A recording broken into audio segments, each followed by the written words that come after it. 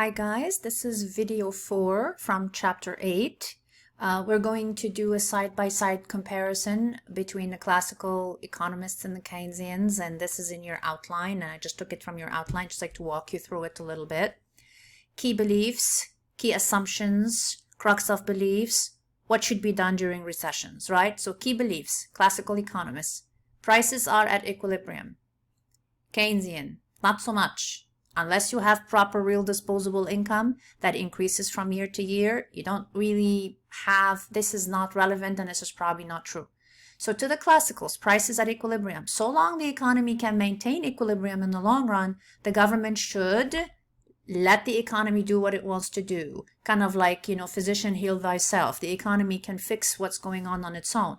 Only limited government oversight is required. And when I say limited, think of a referee that barely blows that whistle, and when they do, it's pretty much because competition is in jeopardy. Most likely, under other circumstances, they do not recommend that the government does anything.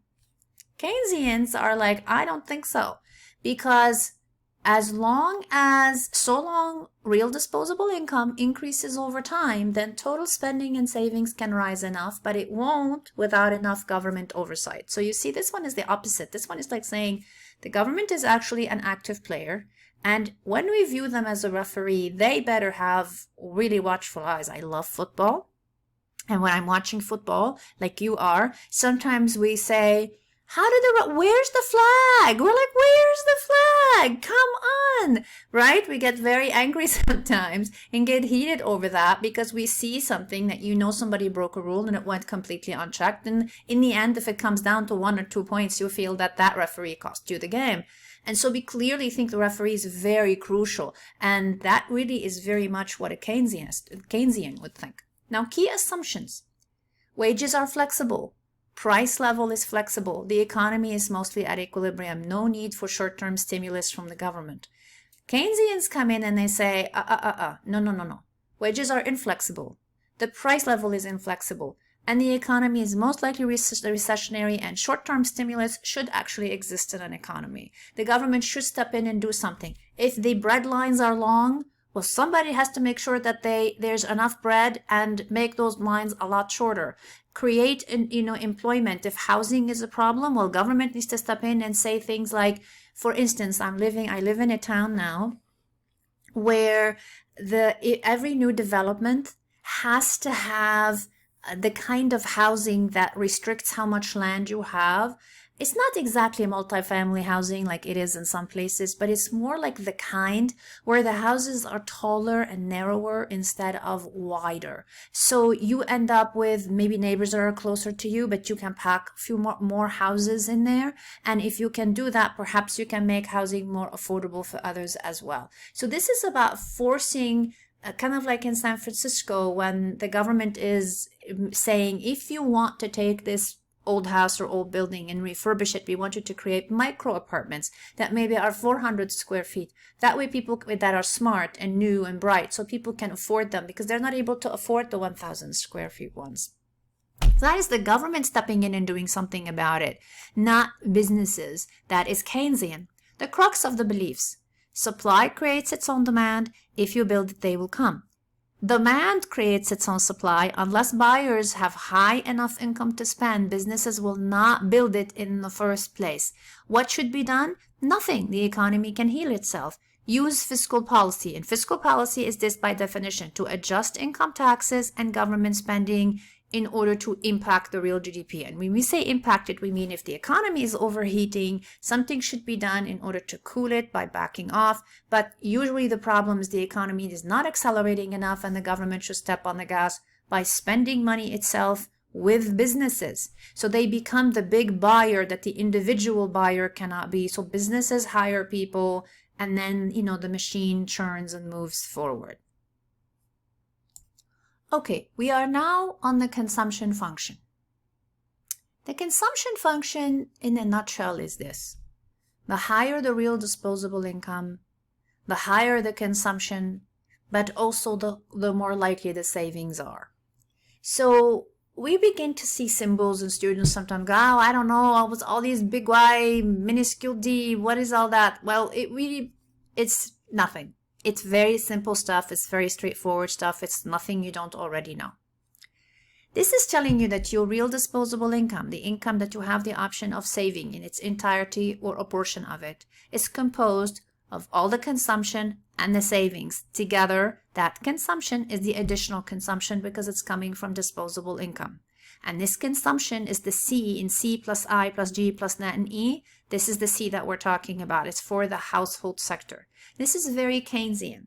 Keynes basically told us how much real disposable income is contingent on how much people consume and how much people save. So what is the consumption? When you take your disposable income and deduct from it, the savings,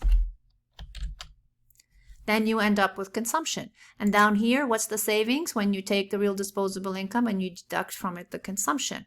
So here, if your real disposable income is 500 and you consume 400, well, clearly you saved 100. Right? Because together they should equal 100% of your real disposable income.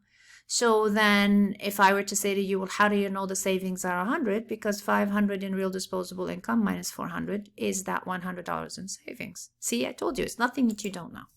Now over here, I want to click somewhere to take that away. Over here, we're looking at the consumption function as far as saving and dissaving. You know how like dissatisfaction is the opposite of satisfaction? That's what's happening here. Savings and dissaving. When people say, I don't have any savings and I can't save, man, what they're really saying is the amount that I'm consuming, you see this red line? This red curve right here is consumption. And you see right here in the green, that is your real disposable income. As long as the amount you need to consume, and if you remember, there's mandatory consumption. I'm not talking, there are people who are irresponsible with their money, granted. But you don't have to be irresponsible with your money to end up in a dissaving situation. Dissaving means your necessary bills are simply bigger than the amount of money that you have. We find ourselves in a situation of dissaving when the rent goes up too much. I mean, think of all the people this past year who have had massive complaints about how their rent increased by 10 or 15%. Then you have places where the rent has doubled. I mean, this is crazy. You're paying $1,200. They tell you your lease is up in 2 months, but if you want to stay living here, you have to pay $2,400. I mean, who can come up with that?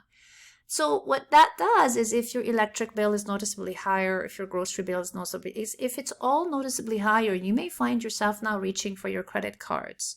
You're charging this one and you're not paying it off at the end of the month. It's taking you 2 months to pay it off. It's taking you 3 months to pay it off. If the interest on that payment goes up, now it might take you 4 months to pay it off. And it's costing you more than it, not only the increase in price, but the interest on top of it makes it even more expensive for you in the long run. So the saving means we're simply spending and consuming more. And we're going to use the word consumption and spending more than we have that available to spend. And then up here is the opposite, right? This is where saving begins. You're paying all your bills. You have some money left over that is discretionary and you have the option to save some of it, and you do. So this is telling you that an economy at this point here breaks even. An economy. So let's say this down here, I have an example coming up of 4 trillion. So this is 4 trillion. 4 trillion is what we have. 4 trillion is what we are spending. Before this point, we have less than 4 trillion. And whatever it is that we have, we're spending more. So if we are here and let's say we have 2 trillion, we have something like maybe, you know, we definitely are seeing that we are spending here more than we have in our pockets.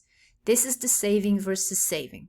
I may have to come back to this in a minute, but let's wrap up this video actually, since it's getting to be almost 10 minutes, and I will see you in the next video and the next slide where we break this down a little bit better.